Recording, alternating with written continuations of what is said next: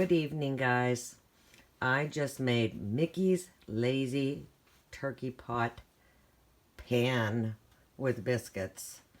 It's not really a pie, but this was so easy. I used up my last 3 cups of turkey, 2 cans of cream of chicken soup, 1 cup of shredded mozzarella cheese, 1 cup of mild cheddar, or if you had fiesta cheese, which is what I used, and 3 cups of frozen vegetables. You mix it together, you throw it in the oven for 375 for 20-25 minutes, however your oven is working.